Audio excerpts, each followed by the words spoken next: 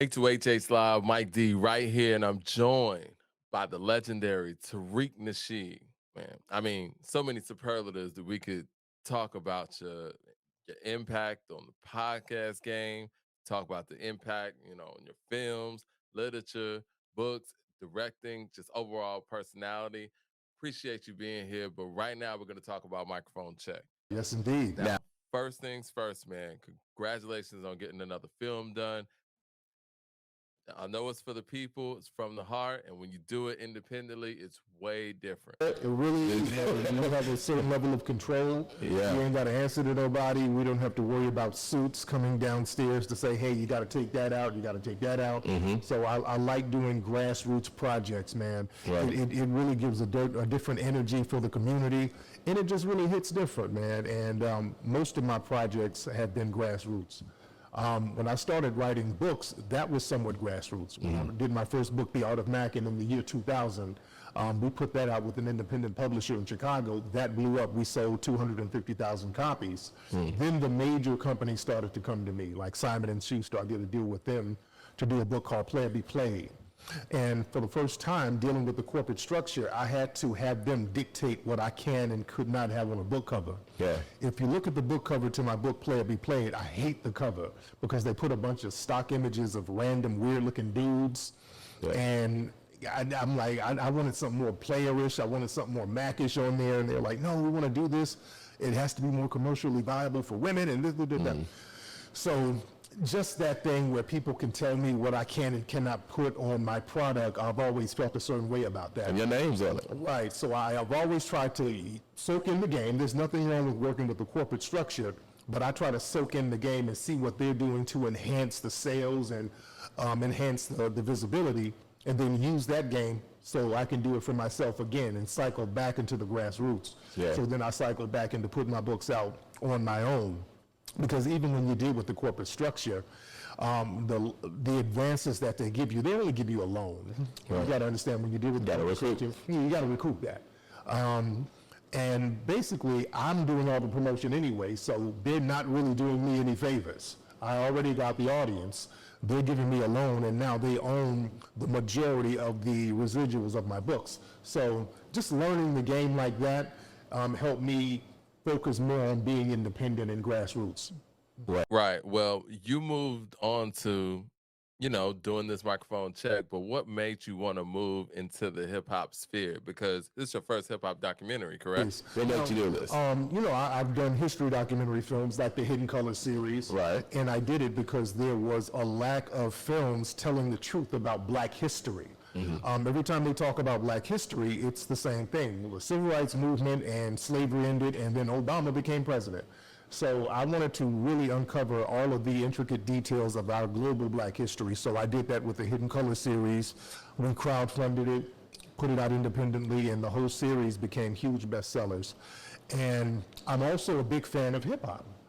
And I wanted to mesh the two. I wanted to tell the story of hip hop and uncover a lot of things that are deliberately hidden. Because when I see things are being deliberately hidden and not told the correct way, now I'm going to get to the root of why. Right. So the story of hip hop, we just had the 50th anniversary last year. And there were so many revision stories going on. And I said, we need to know the truth.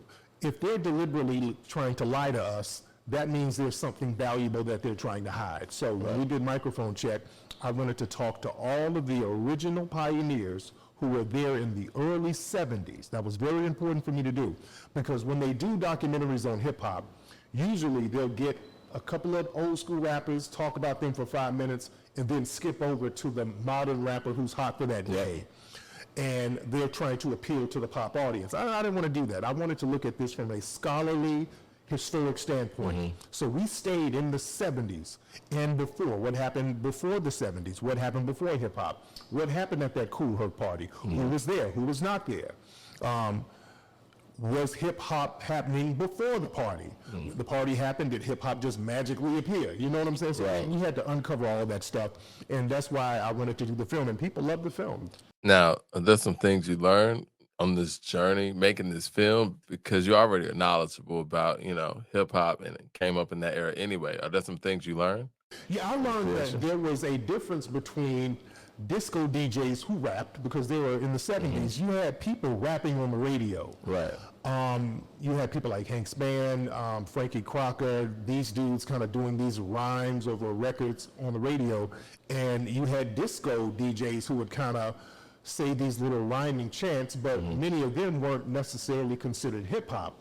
But some of the disco DJs inspired hip hop. So it was a real weird dichotomy. And we addressed that in the film with one guy by the name of DJ Hollywood, who was very instrumental in influencing rappers. He influenced Melly Mel and Kaz and so many other people. But they never really considered him hip hop because he wasn't with the breakdancing and the graffiti. He made a lot of money at the time going to different clubs in the 70s. He was the guy. But to be considered a hip hop DJ, you had to be the kind of person who encompassed the whole culture. The B-boys, the graffiti, the B-girls, the other MCs, the scratching, the mixing. Right. So we talked about that, and that was a very interesting dynamic that's still somewhat of a debate to this day. Now, what would somebody like Disco King Mario be considered? Would he be considered more of a disco DJ than hip hop? Disco in his name, and that's the thing. A lot of flyers at that time, every flyer had the word disco on it during the 70s. And there were some rappers like DJ Barrett and Breakout, they were the Brothers Disco. So they would use disco, but they would still be hip hop. Sometimes some hip hop DJs played disco, but they would go back and play the breaks and cater to the B-boys. DJ Hollywood, going back to him, even though he was considered a disco DJ, he influenced like the Sugar Hill Gang. That cadence of the Sugar Hill Gang came from DJ Hollywood. And Rapper's Delight, they're rapping over a disco record. Good times. So we explore all of that. Okay. And speaking of the rapping part, I've always been taught that Coke La Rock was the first MC, right? And obviously, people like Pigmeat Martin with Here Comes the Judge, who were rapping before that. Where does this conversation with toasting, I think Busta Rhymes was saying that like Jamaicans toasting them being the first rappers. Like, where does this conversation come in at? Because that feels kind of new. Discussed that in the film, the Jamaican toasting lie. That was a lie that was created in the 80s. Where they start saying that, well, rap must have came from Jamaican toasting because of Hurt being Jamaican, and that's completely false. Nobody heard Jamaican toasting records. There was absolutely no Jamaican influence whatsoever.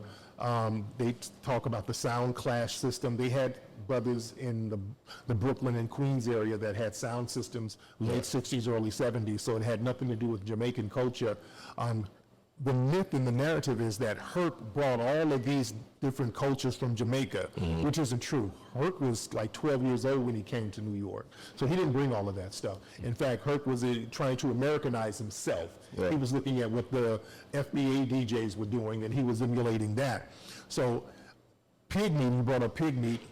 He had a song where he was rhyming and rapping over a funk beat in the mid-60s. So we were always rapping over records. We had people doing floor moves like breakdancers would eventually do.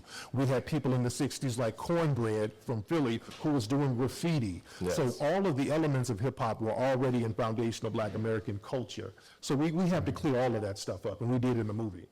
And I know we're going to speak of FBA, Foundational Black Americans, a lot in this interview. Can you explain to our audience what that is, who might not know totally?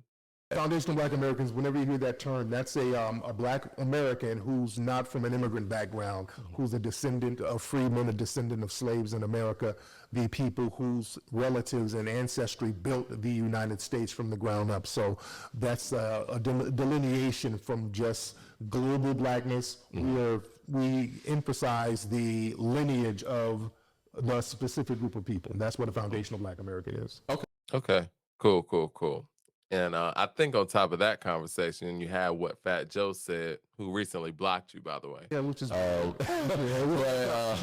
after microphone check came out, he started blocking everybody, blocked me. That is weird. Because Fat Joe, he had a narrative a year ago. He just kind of jumped out there and said, yeah, hip hop was created by Blacks and Latinos 50-50, and then ran out the room and didn't explain it. Right. And when people asked him to elaborate on it, he couldn't really elaborate on it. He just kind of say something like, hey, I might not say so, and just leave it there. And people were questioning, who are these pioneers who were Latino? Right. And we're not denigrating anybody. The Latino brothers and sisters came later. They came in the 80s. They did great things in the 80s or late 70s. But the original pioneers were foundational Black Americans, and we're giving them the flowers they deserve. Yeah, you know what? I was always taught as a hip hop fan myself that it was a melting pot, because you think of New York and how New York operates from a demographic standpoint, right? But you start thinking about, like, okay, well, if it was 50-50 and everybody using brown samples so dominant, right? Like, why did in the 80s and things like that? Like you said, Good Times from Sugar Hill Gang samples, Rapper's Delight comes from Chic, saying, and all that stuff comes from foundational Black American artists. Right, and then when you look at Puerto Rican culture, what were they doing that were the roots of the b-boying and the breaking and the rapping? They weren't doing any of that stuff in Puerto Rico. There's no evidence of them rapping, dancing like us, DJing like us, none of that stuff. But we all have the seeds of that in foundational Black American culture. Us hitting the floor, that goes back to the 1920s. Us rapping over records, that goes back to the 1920s, 30s, 40s, 60s. So we've always done this stuff. Right. So, and we're saying we shouldn't be ashamed to claim the culture, because if we don't claim the culture, people will colonize it from us. Yes. And we have a bad habit of letting people come and take the culture away from us. And when we circle back to touch the cultures that we create, they treat us like guests in the culture. We're saying that with country music. Like our good sister Beyonce. They're acting like she's trying to infiltrate a genre that she's not a part of. That's a FBA sister from Texas. She is country music. That's our genre that we created. Yeah. Even rock and roll. When we do rock and roll, we're looked at as outsiders. That's another one of our creations. I'm talking about even the loud, distorted riffs. That comes from the Jimi Hendrix and other people like that. The screams in rock and roll, that comes from Tina Turner and James Brown. You understand? So they were studying us, taking the cadences that we were doing and creating this whole thing for themselves, or co-opting it for themselves. And when we move on to something else, we look like outsiders circling back. So we have to cut that out. And they were trying to do the same thing with hip hop. And hopefully Microphone Check puts everything in its perspective. Now, have you had some detractors when it comes to Microphone Check and the message that's being put out? No, because it's really hard to debunk this movie when you have the pioneers telling you what the deal was. They're telling you their experiences. And nobody was before them. Nobody was before Coppola. We got the sister, the first female MC, Sha Rock. No one was before her. You can't tell her story is not valid, and she's the first female MC. You had the first breakdancer in our movie, Trixie. Nobody was hip-hop breakdancing before Trixie. Then you have Sasa. He's one of the first B-boys. Nobody was doing it before those guys. So it's hard to really debunk them. So that's why it was important to get the early pioneers. Yeah, you can't debunk Cornbread. I mean, he's the first graffiti artist. There's no one before him who was a modern graffiti artist who turned graffiti into an art form. Because people wrote on walls, because sometimes people try to say, well, people been writing on walls. But no, this was a guy who turned the whole city of Philadelphia into his own personal canvas, and that was a form of art. Nobody was doing that before him. He's the pioneer of that, and he broke the story down in the film beautifully. Now, let me ask you this, because play devil's advocate here. Some would say that, Cornbread might not get the credit because he's not from New York. Do you think this is a city thing, or do you think this is a foundational Black American thing? Yeah, I think a lot of times when they don't want to give FBA people the credit in the media, but Cornbread has gotten his due, because back in the late 70s, early 80s, there were a lot of articles saying that, this was the guy, because the first articles about graffiti being used as art came out of Philly, and they were mentioning Cornbread. And his articles came out before the Taki 183 guy. That's the guy I always heard. Right. Yeah. That guy came some months later. They started talking about him. And there was a guy who was going back and forth to Philly, another graph writer named Top Cat, who kind of took that style to New York, and then other people picked up on it from there. So we address all that in the film.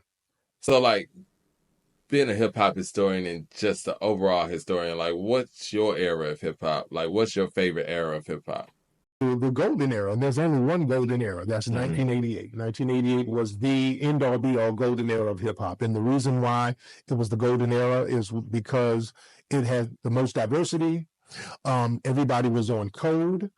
There was a new wave of money coming into hip hop. The tours, the Fresh Fest had started, so there was a lot of money in it. People still were somewhat grassroots, even though they were dealing with major labels. They didn't let the major labels dictate the direction of their artistry like a lot of artists do now. Back in those days, Eric B. Rakim, we're talking about 88 alone. You had NWA, Too Short, Eric B. Rakim, Ice-T, Public Enemy, PMD, MC Hammer, Kid and Play, Salt and Pepper, MC Light. It was so diverse. Some of those people that were around in 88, they can still go on tour now. In order to thrive in that era, you had to be original. You couldn't bite nobody else's style. You were looked down upon. So you were forced to be original and on top of your game. Your lyricism had to be on point. Your originality had to be on point. So that was a beautiful time for hip hop. And that is the golden era of hip hop. And the corporate era of hip hop, where it got really corporatized, 1991, when they started to do SoundScan. When they started to do SoundScan and scan the records to see how many records are actually being sold, that changed the game. Because before then, they just relied on record stores reporting how many records were sold. So they can kind of give arbitrary numbers, or a record label can throw a couple of dollars and say, hey, say we sold this many, so we can get a higher Billboard charting. So the record companies kind of dictated who would get on the charts. When 1991 popped off, they started to do SoundScan. The first record that went #1 after they did that was NWA's Niggas for Life album. Right? They just celebrated an anniversary. Yes, indeed. That record, they found out that rap records are selling way more than they thought they were. That changed the game. So right around 91, everything gangster rap, gangster rap, gangster rap, gangster rap. It's funny you say that, because I always thought that the beginning of commercial art, and I'm not talking about Hammer, all that stuff, that's a little different. Hammer's an overall entertainer, incredible entertainer, incredible businessman, everything. And Hammer got a bad rap, by the way. Oh, yeah. No, go ahead. Cut you off. I was just talking about this the other day. Hammer, good guy, and I've been a big fan of Hammer. Hammer was maximizing the commercialization of rap, like you should. We're going to commercialize. Everybody's doing now. Right. And they really demonized that brother. He was getting the endorsement deals, the sneaker deals, the clothing deals, the cartoon deals, the major tour endorsements. And they really threw our brother under the bus, and he got a bad rap. And then they turned around and did the same thing he did. Exactly. But yeah, I was going to say, though, that I always looked at The Chronic as maybe that album that did it. But you're right. Niggas for Life is the one that probably let them know that we're really selling records. And then when Dre went solo, The Chronic was just out of here. And the good thing about The Chronic, Dre and also DJ Quick to a certain degree, they brought clean production into hip hop. If you listen to the Chronic album, sonically, that's a clean record. To this day. To this day. There's an art to really mixing a record. Dre and DJ Quick, they're masters of that.